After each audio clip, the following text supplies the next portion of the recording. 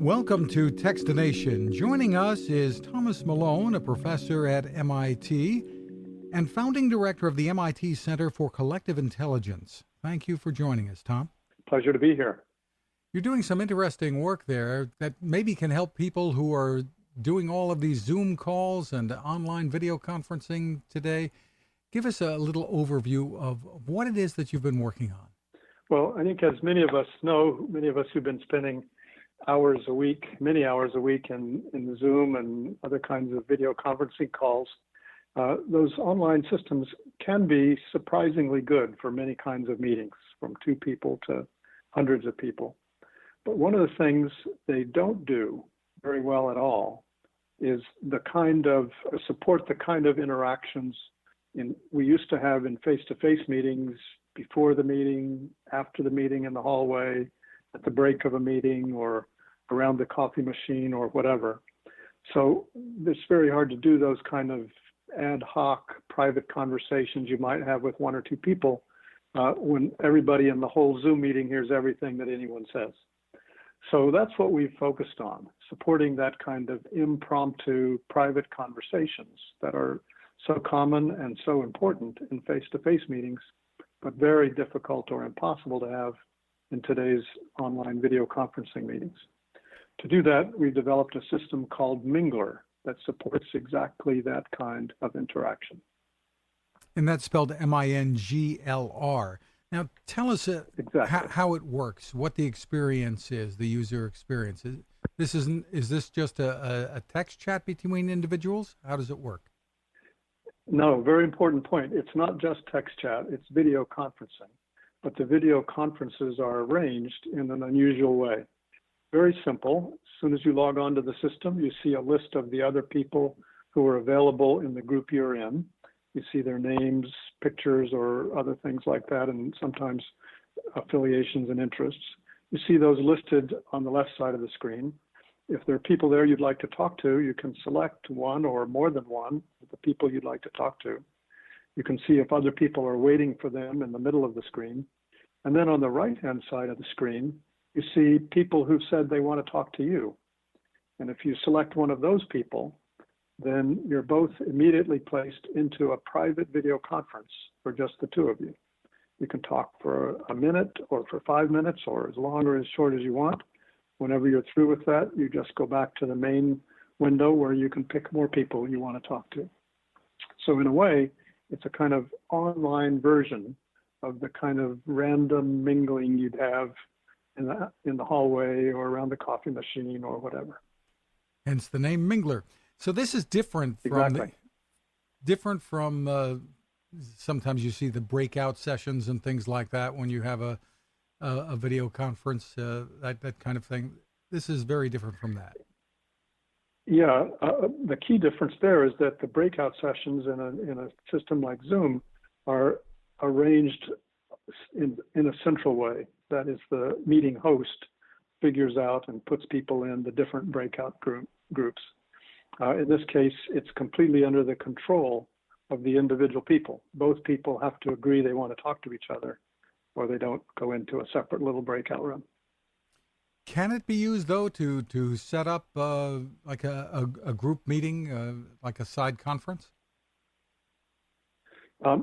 In the version that we've just released a few days ago, you can only have 2-person video conferences arranged in this way. But one of our very high priorities for a feature to add very soon is the ability to have larger subgroups, like 2 or 3 or 5 or so people meeting in a separate little group that's ad hoc. Basically, everyone would have to agree to join that group, just as you would all have to agree implicitly to join a group of people talking in the hallway outside of a regular meeting. So tell us how people can take a look at this and give it a try. The best way to take a look at it is just to go to our website called minglr.info, minglr.info. That's a landing screen that lets you go and log into the system and try it out.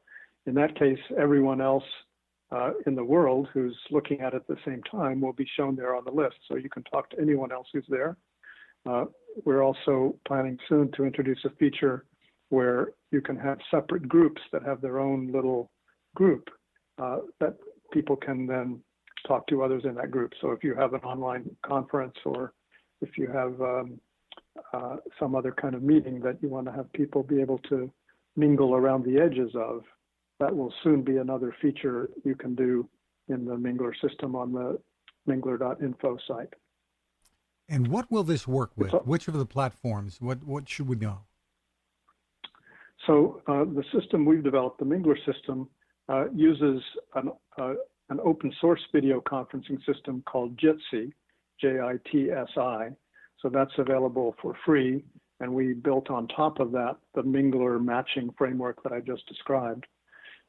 You can also use that around the edges of any other kind of meeting, whether it's on Zoom or Teams or Skype or anything. We have used it in that way already a couple of times for academic conferences.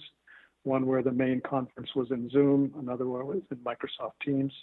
So in that case, you have the main conference on one system, and then you go to Minglr to have the side conferences or the side conversations that you might have in the hallways.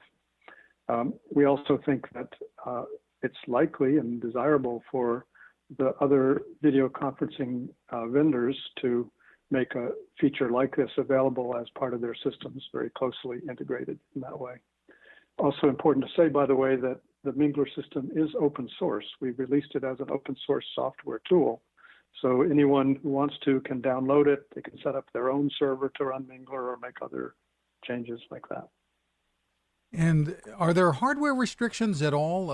If I'm, say, on a video conference using Zoom or another platform, to be able to use Minglr and go off on a side conference, will most systems allow me to do that in terms of the hardware capabilities?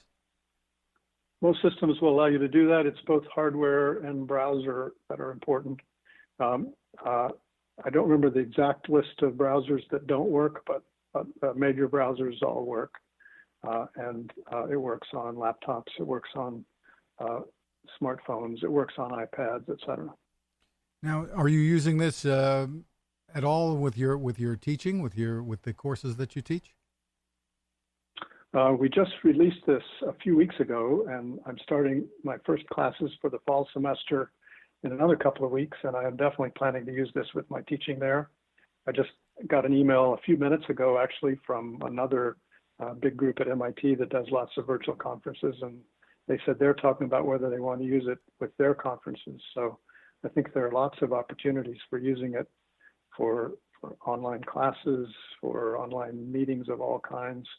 I even think it's possible and interesting to use it for social events. You could use it just as a way of mingling if people are all eating at the same time. Or I know a number of people have done virtual happy hours on Zoom, which is probably better than nothing, but it's quite different than the in-person version of it, because in a virtual happy hour, everyone is part of the same conversation. Everyone hears everything anyone says. But what people really want to do in those happy hours is often have separate little side conversations with different people for a few minutes at a time. So Minglr makes exactly that kind of thing possible in social events like virtual happy hours or online parties or whatever. And are those interactions recorded, or can they be recorded? They can be recorded. The Jitsi video conferencing system does allow recording, so anybody who wants to can do that, but it's certainly not required, and the system doesn't keep any of that information itself. And what about right now, if people were to go online, for instance, I took a look and signed up, it seemed to indicate that you're able to access at least some of the data from this, not necessarily the actual conversations? Yes, we're doing this as an MIT research project, so we're making the software available for free and open source as part of that project. And we also want to study how people use it. So in a couple of the conferences where we've used it so far, we've given surveys to people, and the system itself keeps a log of who talks to whom at what times and for how long. But that's just what would be called the metadata. It doesn't keep any record at all of the the exact things that people say in the video conferences. And even that metadata is completely confidential for our research purposes. So we wouldn't reveal any actual names or anything like that when we publish the eventual results of the research. Are there minuses to this as well? For instance, if you as a professor are teaching a class and students start more or less having private conversations while you're teaching, do you necessarily want that? Well, that's a kind of classic question that has come up for a long time with teaching. For many years at the Sloan School of Management at MIT, where I teach, it's been against the rules for students to have laptops or other kinds of devices like that open during the class because the school wanted them to pay attention to whatever the teacher was saying or whatever was going on in the class. Now, of course, if you're doing an online class, you have to have a device to participate at all.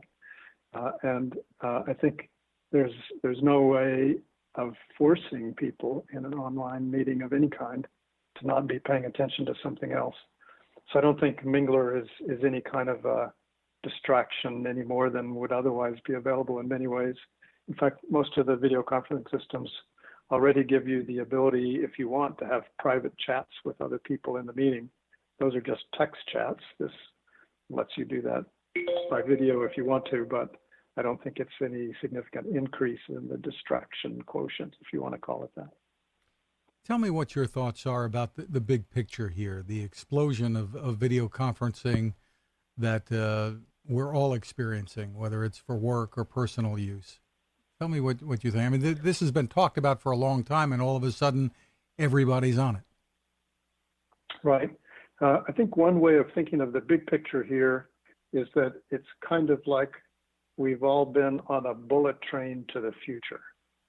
So in a period of a few months, in fact, even a few weeks in March and April of this year, changes that I've been predicting for a long time would happen someday and that I thought might take years or a decade or so, those changes happened in a few weeks, a dramatic increase in the number of activities people did online, the number of meetings they had online, and so forth. So I think we've passed some kind of tipping point. I think even when the pandemic is completely behind us, whenever that is, I don't think we're going to go back to the way it was. I think when we no longer have medical reasons to stay away from other people, I think certainly some face-to-face meetings will return. We'll do some of them in person because there are certainly some advantages for certain purposes of having in-person meetings. But I think many of the meetings that used to be always done in person will now be done online. And so I think that's a sea change in the way businesses are organized, the work is done, the ways people live. I think it has implications for all kinds of things like the prices of urban real estate and suburban real estate and so forth. But I think one of the big points about Minglr is that I've read a number of articles in recent months saying that, well, we need to get back to in-person offices and in-person meetings because that's the only way we can have the kind of the real side conversations, the interpersonal bonding that we have when we're there in person. They're right that you can't have that kind of interaction on today's video conferencing systems. But what Minglr shows is that you can actually have many of those kinds of conversations on relatively simple technology that's certainly possible online.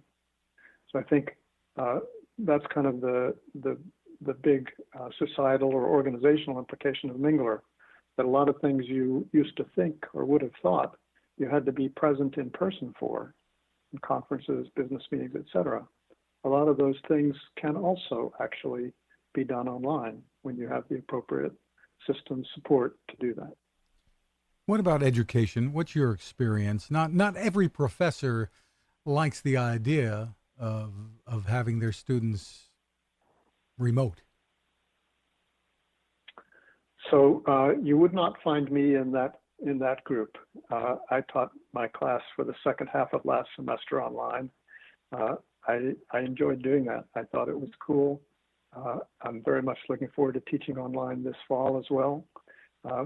There's certainly some things you can do in a face-to-face class that you can't do online, but you can also do things online that you can't really do or can't do as well face-to-face. For instance, in my online class last spring, I did some kind of group brainstorming using Google Docs and things like that, where the students were all typing at the same time into the same shared document. And you might have been able to do that in person, but I don't think it would have been as easy or worked as well. And I think that was a cool thing to do. You can also go into breakout groups much more quickly and easily online than you can in person. So I think those are just a few things I've already noticed. But I think as we get better and better at this, we're going to find more and more things you can actually do better online than in person. So I don't think that's always the best way of doing everything, but I think many people will be surprised at how many things we can do effectively online. And I think it will change the educational enterprise in very significant ways over the next few years. And once again, the website for people to go to for this is what? It's minglr.info, minglr.info. Terrific stuff. Thank you so much for taking the time with us, Professor Thomas Malone. Thank you very much. Now this. How many companies out there have continued to innovate when it comes to building a better radio? I'm Fred Fishkin, host of Techstination, and I'm here to tell you about the new CC Skywave SSB radio from the wonderful people at C. Crane. Bob and his crew really love radio, and it shows in this new compact model that is packed with features. Beyond great AM and FM reception and sound, you can tune into shortwave signals from around the world, listen to ham radio operators, aviation, and more. It's the radio you'll turn to every day, and in emergencies. It will run for nearly 3 days on just 2 AA batteries. Pair the sleep timer with the new Soft Speaker 3, and you've got the perfect radio for your nightstand. Of course, it can wake you up too. Click on C-Crane at Techstination.com and put in the code Techstination for a free flashlight with your order. They love radio, and you'll love C-Crane.